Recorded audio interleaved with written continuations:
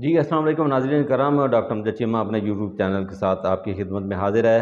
Latest news ये है कि फजल रहमान और बिलावल भुट्टो और दीगर लोगों की जो अंदरूनी कहानी है आइनी तरमीम के हवाले से, ये बिल्कुल अब सामने आ चुकी है।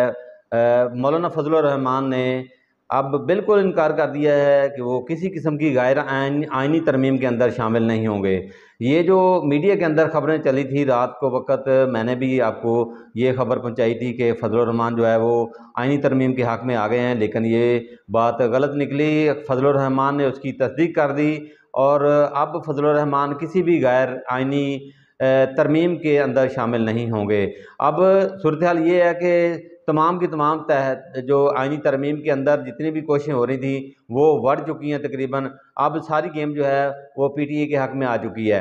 जहाँ तक पीटीए के मेंबर के बिकने का ताल्लुक़ है, पीटीए के मेंबर्स को जो ख़रीदने का ताल्लुक़ है, वो ये भी अभी तक बातें झूठी मीडिया के अंदर चल रही हैं। झूठी खबरें जो है वो मीडिया के अंदर चलाई जा रही हैं। पीटीए के अंदरूनी खिलाफत की खबरें भी झूठी चला रही हैं। मैं तमाम वर्कर्स से गुजारिश करता हूँ कि तमाम वर्कर जो हैं वो इन खबरों में ना जाएं।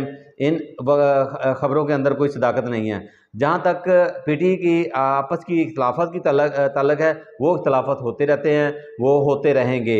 जैसे कि हम सब जानते हैं कि जलसा मौखर किया गया, एहतजाज मौखर किया गया।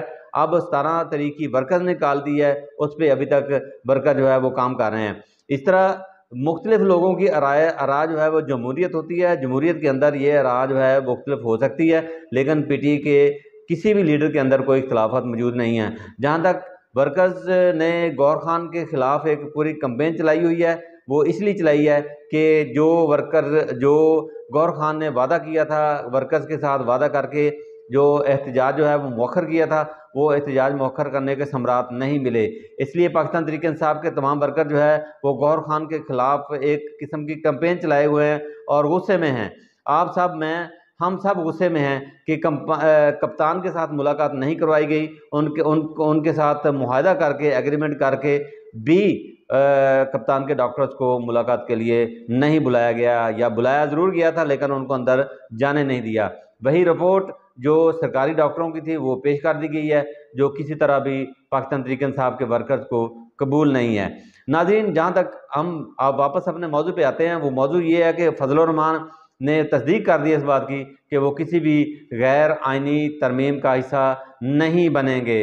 अब रात से जो खबरें चल रही हैं वो झूठी साबित हुई हैं। रात से जो तमाम मेन स्ट्रीम मीडिया पे खबरें चल रही थी वो सारी की सारी बिल्कुल गलत साबित हुई हैं। मौलाना फजल रहमान ने इस बात की तस्दीक कर दी है कि वो इस आइनी तरमीम का हिस्सा नहीं बनेंगे।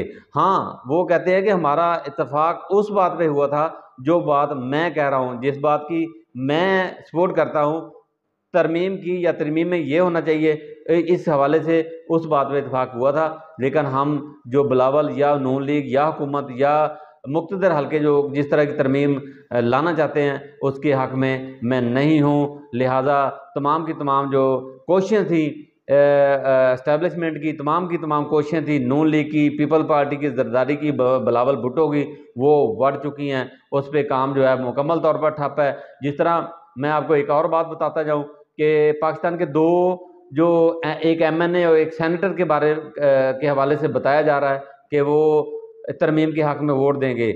ये आपको बता दूं कि उनकी तरदीद आ चुकी है।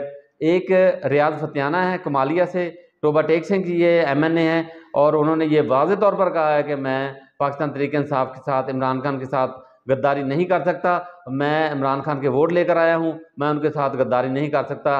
और जैसा कि आपको मालूम है कि वो इस वक्त बैरून मुल्क में है, और उनके बाद उनके बेटे को 2 दफ़ा अगवा किया जा चुका है, लेकिन वो इस वक्त तक वो एग्री नहीं है। दूसरी डॉक्टर जरका हैं। डॉक्टर जरका ने भी इस बात की वजाहत कर दी है कि वो बैरून मुल्क से यहाँ पर आ चुकी हैं, लेकिन इमरान खान के ख़िलाफ़ किसी कीमत पर वो वोट नहीं देंगी। आज ही उनसे बात हो रही थी, वो उन्होंने बताया कि मैं इमरान खान के ख़िलाफ़ जो है किसी कीमत पे वोट नहीं दूंगी, और गो के उनके ख़िलाफ़ भी एक मनसूबाबंदी के तहत मुख्तलिफ हल्के कंपेन चला रहे हैं, उनको तंग कर रहे हैं, उनका क्लिनिक बंद कर दिया गया है, उनके बच्चों को अजियत दी जा रही है। उनके घर वालों को, रिश्तेदारों को अजियत दी जा रही है, जिस तरह के हमारे मुख्तलिफ हल्के जो है आमतौर पर करते आ रहे हैं, ये फार्म 47 की हुकूमत जो है वो करती आ रही है। ये अब तक की लेटेस्ट न्यूज़ थी, मैंने आपको पहुँचाई है। इसी के साथ इजाज़त दें, अल्लाह हाफिज़।